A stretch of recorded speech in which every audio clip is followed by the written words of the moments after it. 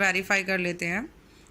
Session third जो हमें बताता है apply measures to overcome the barriers in communication.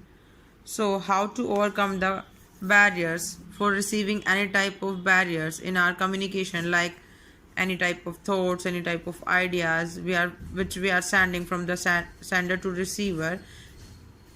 In this process in this process any type of barriers can occur, like language barrier, gender barrier, ambiguity barrier, information barrier. These are the type of barriers.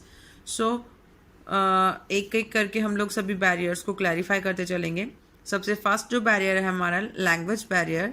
That means जो भी data sender और receiver के बीच में send किया जा रहा है वो जिस भी फॉर्मेट में सेंड होता है वो एक प्रॉपर लैंग्वेज में सेंड होना चाहिए, जिससे कि जो भी सेंडर से रिसीवर के बीच में डेटा सेंड हो रहा है रिसीवर भी उसे ईजीली समझ सके और सेंडर भी उसे ईजीली समझ सके। लाइक अगर हम सपोज करो ऐसा सोचते हैं कि जो सेंडर है वो जो डेटा सेंड कर रहा है वो उर्दू लैंग्वेज में सेंड कर रहा है और रिसीवर को उर्दू लैंग्वेज आती ही नहीं, तो उसे कैसे समझेगा डेटा को। These are the aspects of language barrier. After that हम बात करते हैं जेंडर बैरियर्स की। जेंडर बैरियर्स में हम बात करते हैं style of communication. Like males और फीमेल्स में बात करने का तरीका अलग होता है, उनका वे ऑफ कम्युनिकेशन अलग होता है, उनका पोलाइटनेस, उनका टॉकेटिव मैनर, उनका लॉजिकल वे को रिप्रेजेंट करने का तरीका। These are the differentiation between mans and female and womens. Okay, so these are the barriers. Like जो मैन होते हैं वो टेम्पररी बात करते हैं, उनमें बहुत जल्दी वो अपना जैसे हम बोले कि बैलेंस खो देते हैं, बहुत जल्दी उन्हें गुस्सा आ जाता है। That's why the communication we can say that the communication is not effective. ठीक है, वो लीनियर होता है, लॉजिकल वे में होता है।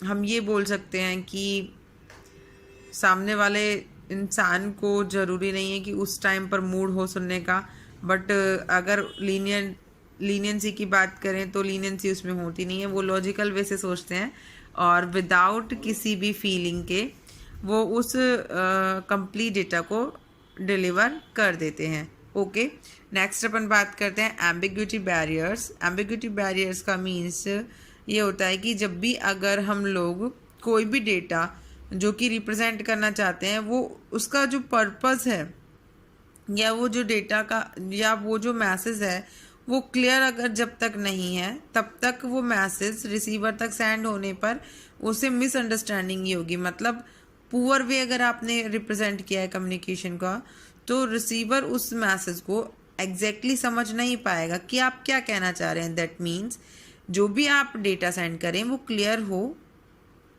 सामने वाले इंसान को उसका पर्पस क्लियरली समझ में आए। ये नहीं हम घुमा फिरा के बात को बोले जा रहे हैं और रिसीवर को समझ ही नहीं आ रहा कि हमारा मेन मोटिव क्या है बोलने का। नेक्स्ट अपन बात करते हैं कल्चरल बैरियर्स। कल्चरल बैरियर्स में हम बात करते हैं कि डिफरेंट डिफरेंट कंट्रीज़ के जो डिफरेंट कस्टम्स होते हैं, लाइक उनकी उनमें अलग अलग वर्ड्स का यूज़ अलग अलग होता है, कौन से वर्ड को किस टाइम पर बोलना चाहिए, उनका टाइमिंग, प्रोनाउंसिएशन का, वर्ड्स को यूज़ करने का, है ना, उनके सिंबल्स को, फ्रेजेस को यूज़ करने का, सबका तरीका अलग अलग होता है। लाइक हम एग्जांपल से समझाते हैं आपको कल्चरल बैरियर्स के बारे में। In US people love to call their first name, while in Britain and India also people likes to address by their last name. हर जगह का अलग अलग तरीका होता है। यूएस में लोग उनके फर्स्ट नेम से पुकारने पर ज़्यादा अच्छा फील करते हैं, जबकि अपने यहाँ पर हम इंडिया में भी बात करें तो मोस्ट ऑफ जो पीपल्स होते हैं वो सामने वाले इंसान को उनके सरनेम से पुकारना ज़्यादा प्रेफर करते हैं। तो ये क्या है, कुछ कल्चरल बैरियर्स हैं। ठीक है, इन्हीं के हिसाब से कम्युनिकेशन इफेक्टिव और नॉन इफेक्टिव बताया जाता है। नेक्स्ट अपन बात करते हैं एटीट्यूडनल बैरियर्स। दैट मीन्स जो भी हमारा बिहेवियर है या जो भी हम परसेप्शन फेस करते हैं किसी भी पीपल के सामने कम्युनिकेशन को कंप्लीट करने के लिए, तो उसमें हमारा एटीट्यूड बीच में कैरी नहीं होना चाहिए। ऐसा नहीं होना चाहिए कि सामने से किसी भी पर्सन ने या सेंडर ने या रिसीवर ने आपको कोई भी थॉट सेंड किया है और आपका वहाँ पर एटीट्यूड बीच में आ जाए कि नहीं, जो मैंने बोला वो चीज़ सही है। क्योंकि अगर ऐसा होता है जहाँ पर भी, तो वहाँ जो मीनिंगफुल डेटा होता है वो लैप्स हो जाता है, हम अपने एटीट्यूड में रह जाते हैं। हो सकता है कि हमसे अच्छा डेटा सामने वाले ने रिप्रेजेंट किया हो और हम अपने एटीट्यूड को ही कैरी करते हुए चलते हैं, तो सामने से जो इफ़ेक्टिव कम्युनिकेशन का जो डेटा हमारे पास आया था, हमने अपने एटीट्यूड की वजह से उस डेटा को खो दिया। ठीक है, नेक्स्ट अपन बात करते हैं इंफॉर्मेशन ओवरलोडेड बैरियर। अगर सपोज कीजिए कि आपने कोई भी डेटा सेंड किया है, कोई भी इंफॉर्मेशन सेंड की है, लेकिन वो बहुत ओवरलोडेड है, मतलब एक सिंगल मोमेंट ऑफ टाइम में मेरे पास बहुत ज़्यादा वर्क है, तो मैं उस वर्क को कंप्लीट करने की कोशिश कर लूँगी। लेकिन वो वर्क अगर ओवरलोडेड है तो मैं उसे फास्टली करूँगी, और जब मैं उसे फास्टली करूँगी तो उसमें कोई ना कोई एरर जनरेट होनी ज़रूरी है। क्योंकि हम जो भी काम बिना प्रॉपर टाइमिंग के करते हैं तो उसमें इंफॉर्मेशन के रिस्पॉन्स का टाइम डिले हो जाता है ना, या कोई एरर अकर हो जाती है, तो ये इंफॉर्मेशन ओवरलोडेड के बैरियर्स हैं। नेक्स्ट अपन बात करते हैं इमोशनल बैरियर्स। दैट मीन्स जो भी हम लोग अंडरस्टैंड कराएं कम्युनिकेशन में डेटा, उसके साथ साथ हमारा मेन पॉइंट इमोशनल बैरियर का इसीलिए बताया है कि जो भी डेटा हम कम्युनिकेट करते हैं उसके साथ साथ हमारे इमोशंस उसके साथ कैरी होने चाहिए, जिससे कि कम्युनिकेशन इफ़ेक्टिव हो। ठीक है, ताकि जो सामने वाला पर्सन है वो उसे इफ़ेक्टिवली सुने, उस कम्युनिकेशन को कंप्लीट सीरियसली ले, है ना, ताकि सामने वाले इंसान को उसमें इंटरेस्ट जनरेट हो। ठीक है, अब जैसे कुछ लोग बात करते टाइम अपना पेशेंस लूज कर देते हैं सुनते टाइम। सपोज कीजिए कि सामने से कोई इंसान आपसे कुछ बात आपको बताना चाह रहा है, कोई कम्युनिकेशन कर रहा है, और उसका बोलने का तरीका ऐसा है कि वो बार बार में उसी पॉइंट को दोहराते जाता है, एक ही लाइन को वो 4 बार बोलता है। तो सामने वाला इंसान क्या सोचेगा?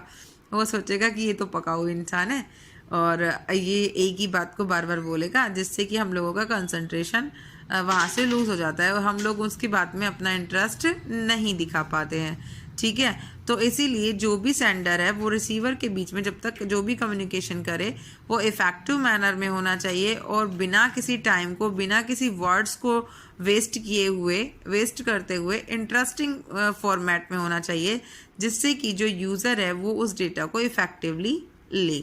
ठीक है, नेक्स्ट अपन बात करते हैं ऐसे कौन कौन से मेजर्स हैं जो कि हम बैरियर को ओवरकम करने के लिए यूज़ में लें। मतलब ऐसे कौन कौन से मेजर्स हैं जो हम यूज़ में लें ताकि कि बैरियर्स ना अकर हो।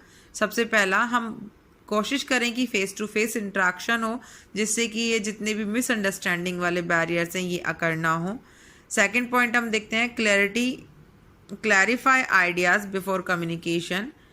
सेंडर के खुद के माइंड में ही सेंड किया हुआ डेटा क्लियर होना चाहिए कि वो क्या सेंड करना चाह रहा है, जिससे कि वो अपनी इंफॉर्मेशन, अपना कम्युनिकेशन, अपना जो डेटा वो सेंड करता है उसे प्रॉपर वर्ड्स में कम्युनिकेट कर सके, ताकि रिसीवर को वो डेटा इजीली समझ आए। Next, planning the communication. हमें किससे बातें करनी है, किस फॉर्मेट में करनी है, कौन कौन से कम्युनिकेशन टूल उसमें यूज़ होंगे, ये सभी हम ऑलरेडी प्लान करके चलें। कौन कौन से मोशन में कम्युनिकेशन होगा, ताकि जो कम्युनिकेशन की कंप्लीट प्रोसेस है उसका जो सर्कल है वो डिस्ट्रैक्ट ना हो। फोर्थ पॉइंट है एलिमिनेट डिस्ट्रैक्शन। जितने भी ऐसे कुछ एलिमेंट्स हैं जो कि कम्युनिकेशन को डिस्ट्रैक्ट करते हैं, ऐसे एलिमेंट्स को दूर कर देना चाहिए, ताकि हमारा जो मोटिव है, जो वे है अपने कम्युनिकेशन को कंप्लीट करने का, वो कंप्लीट हो जाए। नेक्स्ट अपन बात करते हैं soften language, time and content of the message. जिस भी लैंग्वेज में हम लोग अपना डेटा सेंड कर रहे हैं वो सॉफ्ट होनी चाहिए, tone soft, pitch volume soft होना चाहिए, और जो भी कंटेंट हम सेंड कर रहे हैं वो भी इफ़ेक्टिव होना चाहिए। Encourage feedback. हम रिसीवर को एनकरेज करें कि वो सेंडर से डेटा रिसीव करने के बाद में फीडबैक हमें जनरेट करे, ताकि उसके फीडबैक से हम लोग और इफ़ेक्टिव कम्युनिकेशन को जनरेट कर सकें, उसमें कोई प्रॉब्लम अकर ना हो। Consistency of the message. जो भी मैसेज हम लोग डिलीवर करें वो कांस्टेंट हो उसमें कोई भी चेंजेस ना हो। ऐसा नहीं है कि अभी हमने इनपुट कुछ लिया है और बाद में हम उसका कोई इनपुट ले रहे हैं तो उसके आउटपुट पर भी उसका प्रभाव पड़ता है, ठीक है। तो वो कंसिस्टेंट रहे। फॉलो अप कम्युनिकेशन, जिस तरीके से हमें कम्युनिकेशन के लिए सर्कल और इमोशंस बताए जाते हैं उनसे हमें फॉलो अप करें। नेक्स्ट, बी कॉन्फिडेंट, जो भी डेटा हम लोग सेंड करें वो कॉन्फिडेंशियल फॉर्मेट में सेंड करें। नेक्स्ट, गुड लिसनिंग स्किल, अगर हम बहुत अच्छे वक्ता हैं तो बहुत अच्छे श्रोता भी हमारे अंदर होना चाहिए। मतलब हम अगर बोलने में ध्यान रखेंगे तो सामने वाले इंसान की थॉट्स और व्यूज़ को हम लोग नहीं सुन पाएंगे, जो कि इफेक्टिव कम्युनिकेशन में बैरियर अकर करता है। अवॉइड जजमेंट अप्रोच, किसी की भी बात सुनने से पहले उसको जज ना करें। सेकेंड थिंग इज दैट कि आपका पॉइंट ऑफ व्यू अलग होता है, जरूरी नहीं है कि उसी पॉइंट ऑफ व्यू से सभी इंसान उसको जज करें। तो जो भी कोई भी आपके पास कम्युनिकेशन के रिगार्डिंग कोई भी इंफॉर्मेशन आती है तो आप उसे जज ना करें। ये इफेक्टिव कम्युनिकेशन के लिए बहुत ज़्यादा जरूरी है, ठीक है।